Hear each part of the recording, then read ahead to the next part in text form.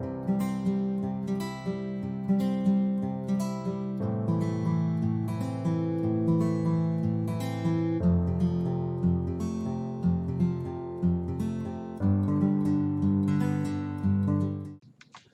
everyone, welcome to GMORH's channel. In this part 2 video of the Evans Gambit, let's conclude the remaining lines that were left from the previous video. Those who haven't checked the part 1 video, please check it out so you get the complete idea about what exactly is going on in these variations.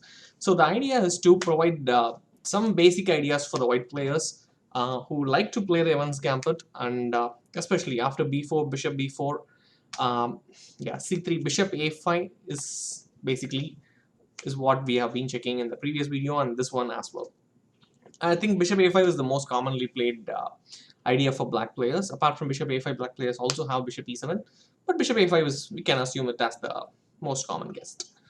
So yeah, d4 is the way to go. I think in the previous video itself we saw all the remaining options that black players have, and ed4, short castle. And in the previous video we discussed lines with d takes c3 and knight f6, which are again the most commonly played one. And there are other options also that black players can play at this point, which are basically ng7, which is a pretty good line for black. And apart from that, I think d6 and d3 are also being played. So if you see the part 1 video, you will see these moves as well. So these are the options that black players can play in this position, and it's what I would like to basically cover in the part 1 and part 2 videos. Okay, so let's get started with d3. Again, white continues to increase the pressure. Rook e1. Apart from rook e1, there is one more game that has been played by Andersson, which is definitely a classic. As we see, queen b3, the attack is on the f7 pawn, and black defends this with queen f6. Apparently, queen e7 is met with e5, once again not letting black complete his development. Knight f6 is difficult, d6 is not so easy, white is threatening bishop a3 at this point. Things are not so easy for black after this. So queen f6 once again is met with e5. Knight e5 is welcome, like anyways, knight takes e5, queen takes e5, bishop f7, even rook e1 is quite unpleasant.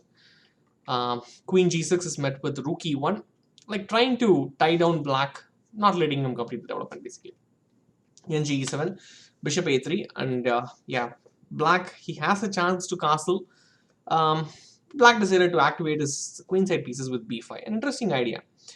Was met with queen b5, rook b8, queen a4, bishop b6, knight bd2, bishop b7. So I think black has done quite well completing his development with all his pieces. The only thing that black has, which is a problem, is basically the king that's still stuck in the middle. Knight e4.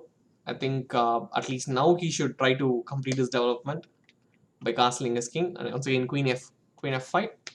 And here it starts. I think from here it was like continuous attack on the black king. Bishop d3, threatening knight d6, which will basically end up winning the queen. Queen h5 to save the queen is met with knight f6. Pawn takes ef6. Maybe this might be the last chance to castle, but again, the position is still pretty bad, but at least he could castle at this point. Played rook g8, decided to keep the king in the middle. Rook ad1, I think white has mobilized all his pieces. So basically here, it looks like, black is threatening queen f3, there are some pressure here. So both sides are attacking their opponent's king, but obviously white has the initiative. Black starts attacking with queen f3. So here it's where it starts. So black just needs one move to win the game. Queen takes g2 basically ends the game here. But yeah, rook takes e7, the starting point. Knight takes e7. It almost feels like white doesn't have a great reply at this point. But here comes a spectacular idea. Queen takes d7. I'm sure like to see a game like this, I mean, playing a game where it involves a queen sacrifice is probably the best moment of a chess game. So king takes d7 is met with bishop f5 followed by bishop d7 followed by bishop takes e7, and that is where the game ended. A beautiful game played by Andersson, apparently in 1852.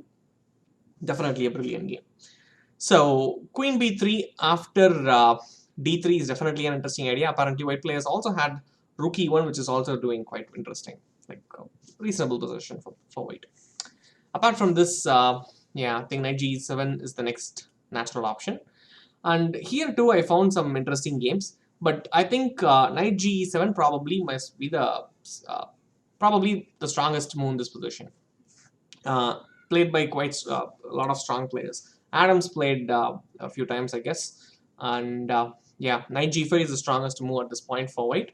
And again, black has to be careful. Black's only option, probably I would say only best option in this position is d5. But apart from that, black players have tried other few options like short castle, which is basically like almost like committing suicide. Game over after queen h5. h6, knight f7, and yeah, I think the damage is done now. Yeah, should be done. And after knight g5, knight e5 is another option, which is again met with bishop takes f7, keeping it more forcing. The point is bishop on a5 is vulnerable there, unprotected, and queen h5. White picks up the bishop on a5, and yeah, the black's king is stuck in the middle, and white keeps the initiative for sure. So knight g5, d5 apparently the strongest idea, which is met with ed5, knight e5, bishop b3. And apparently, once again, in this position too, several games have been continued from this point onwards. Many black players went wrong at this point. Apparently, the strongest move for black is short castle. But every other move in this position, like for example, knight d5 is met with queen d4. Once again, a lot of trouble for black. And after bishop b3, black played d3 at this point, which is again met with rook e1. Again, a lot of pressure. And bishop takes c3, still not enough after rook e1. White gains a lot of initiative. There was one game Bronston played against a computer engine, apparently in 1992, when engines didn't really become like really that strong. Like Bronston got a excellent position and went on to win the game. But apparently, short castle is the strongest move in this position for black. C takes d4, knight g4, and Andersson played an interesting game at this point. It was played in 1867. And after bishop a3, knight d5, bishop f8, queen g5, bishop d5, queen d5, bishop a3, bishop d7. If you guys think about it, this position seems like, I mean, white's simply an exchange up in this position, but like, I mean, should be completely better for white. But apparently, the evaluation is just quite the opposite. Black is completely dominating in this position because black has the initiative right now, and the initiative is building quite fast at this point. In the game, yeah, the black player went with rook e8 against Andersson and allowed white to neutralize the pressure relatively easily. But apparently, after knight d2, bishop c6, the strongest move, queen takes g4, bishop d2, rook of d1. Initiative that black has in this position is quite strong. Computer hates this position for white. I don't know, again, like because of the pressure on g2, definitely doesn't seem a lot of fun for white anyways. So bishop a3 maybe not a great idea for white. Knight e4 might be a better idea. And after knight d5, bishop g5, yeah, not many games happened in this position. Like this is completely a new direction in this opening. Might be an interesting idea for white players to play, but computer definitely likes this position for black. But certainly, I see a lot of practical chances in these kind of positions for white. I don't think it's definitely that easy for black to have an advantage in this position. Black's king side is definitely compromised, and white definitely has active pieces. So practically, white should have some chances at this point. But nevertheless, knight g7 still remains as probably the best try for the black players have. And final option is d6. And yeah, this is also a reasonable option. But again, I found a few games played by Morphy, which ended like pretty fast. So queen b3, once again increasing the pressure on the 7th pawn. And queen e7 is again met with e5. A beautiful idea. Typical to the Evans Gambit. So knight e4, queen f5 followed by, yeah, and white's initiative is just super strong. So coming back to queen f6 after queen b3 defending the 7th pawn. Once again e5, d5, rook e1. And once again, yeah, black continued with knight g e7 at this point. White develops rapidly with bishop g5 followed by bishop e7. Yeah, I think the damage is done already. Queen f7. And the rest is, in my opinion, yeah, Morphy had a lot of fun after this. Bishop c6 threatening queen e7, basically a checkmate if black captures the bishop on c6. Black stopped this with queen c5. Queen e7 is not there anymore for white. C takes d4, disturbing the queen, remove the defender basically. Queen d6, still like holding the e7 square and also other squares around the king. Queen g7, bishop in t1 is met with queen h8, king c7, queen h7 followed by, yeah, I mean, when we see Morphy's game, hardly like, not many games go into the endgame phase. This didn't really go into the endgame, nevertheless, but at least like the material got reduced drastically in this game.